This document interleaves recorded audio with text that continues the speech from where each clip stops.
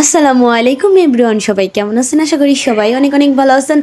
আর আমি কিন্তু অনেক ভালো আছি। তো দেখতে পাচ্ছেন আমি রেডি হয়ে এই যে ব্যাগপত্র নিয়ে আমার ছেলেকে নিয়ে বের হয়ে পড়েছি সিলেটের উদ্দেশ্যে। তো অনেকটাই লেট হয়ে গেছে, এখানে গাড়ি মিলছে না, অনেকক্ষণই দাঁড়িয়েছিলাম। এই যে ব্যাগপত্র আমাদের নিয়ে রাস্তায় দাঁড়ায় আছি অনেকক্ষণ, কিন্তু গাড়ি পাচ্ছিলাম না। তারপরে এই যে গাড়ি পাইছি, এই যে আমরা তিনজন এই যে দেখতে পাচ্ছেন।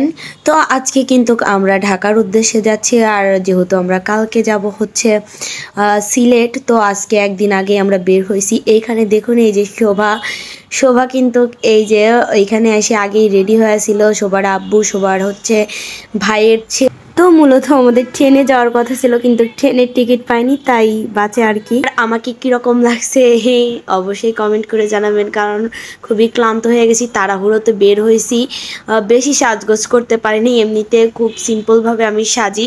তারপরে এই যে বাসে উঠে গেলাম। আর একটা কথা কি, আমি ট্রেনে যাতায়াত করলে আমার কাছে খুবই ভালো লাগে, কিন্তু বাসে আমার খুবই খারাপ লাগে, বমি বমি লাগে আর কি, উঠতে পারি না। বাসটা কিন্তু অলরেডি ছেড়ে দিছে। আমাদের বাসে আসার কথা ছিল 2:30টার সময়, কিন্তু আমরা আইসা পৌঁছাইছি আসলে 3টা পার হয়ে গেছে, আধা ঘন্টায় লেট করে ফেলছি। তবুও যাক, আলহামদুলিল্লাহ চলে এসেছি এই যে সিরাজগঞ্জ। তো হোটেলে নামলাম, এখন কিছু খাওয়া দাওয়া করবো, কারণ হচ্ছে অনেক দূরের জার্নি।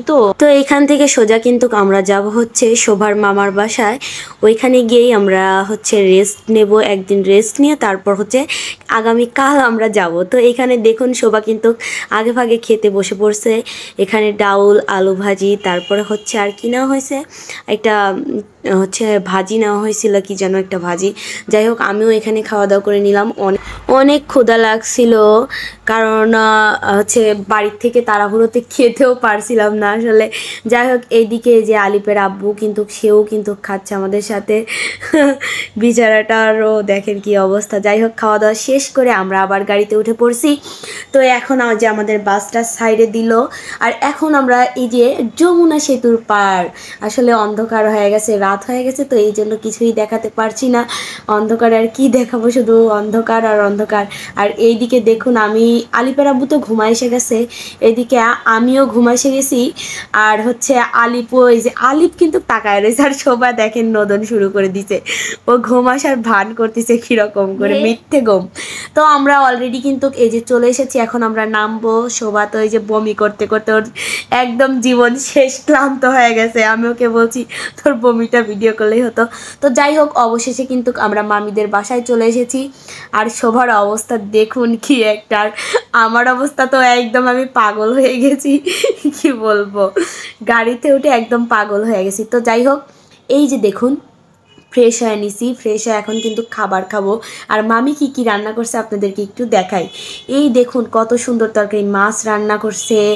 আর সবার ভাস্তার অবস্থা কি, মাংস, তারপরে আছে হচ্ছে ডাউল। তো মামি অনেক কিছুই কিন্তু রান্না করছে, আর মামির রান্না কিন্তু অনেক সুন্দর হয়েছিল। আর এই যে আমার ছেলের সামনের দাঁতই নাই। আর এইদিকে সবাই এসে কাজে লেগে পড়ছে। তারপরে এই যে ভাত নিয়ে বসে পড়ছে। ও সব জায়গায় মানে আগে আগে, খাবারের আগে আগে থাকে, দেখলেন তো, সিরাজগঞ্জ আগে আগে ভাত খাচ্ছে, এইখানেও আগে আগে, আমাদেরকে খাওয়ার সুযোগই দিচ্ছে না, সব জায়গায় আগে আগে খাচ্ছে।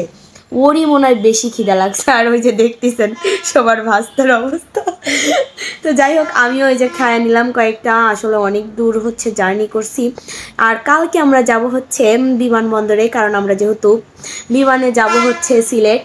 তো যাই হোক, এই যে সকালে শোভা দেখেন মাছ ভাজি করতেছে। শোভা কিন্তু অনেক কাজের একটা মেয়ে, অনেক কাজ করে, সে নিজের কাজ নিজে করতে পছন্দ করে।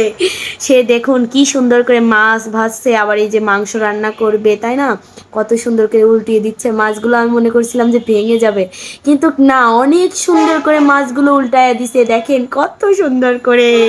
আর উল্টায় দিয়ে তো খুশি যে একটা মাছও ভাঙে নাই। তো যাই হোক, এখানে এই যে মাংস রান্না করার জন্য পেঁয়াজ, মরিচ, তারপরে আর কি বাটা মশলা সব কিছু দিয়ে খুব সুন্দর করে এই যে কষায় নিচ্ছে, কত সুন্দর করে কষাইছে, তাই না, এখনই মনে হচ্ছে যে খাওয়া যাবে, অনেক সুন্দর হয়েছে। আসলে তরকারিটা কিন্তু অনেক সুন্দর হয়েছিল। তো তাড়াহুড়ো করে রান্না করছে, যেহেতু আজকে খাওয়া দাওয়া করে আমরা সকালেই রেডি হয়ে বিমানবন্দরে যাব, যেহেতু আমাদের 3টার সময় ফ্লাইট আছে, এই জন্যই তাড়াহুড়া করতেছে আর কি। যাই হোক, মামির ছেলে মেয়েকে নিয়ে স্কুলে গেছে, আসলে রান্না করার মতো কেউ নাই। মামি বলছিল যে আমি আইসা রান্না করব, কিন্তু শোভা বলছিল না আজকে আমি রান্না করে খাওয়াবো।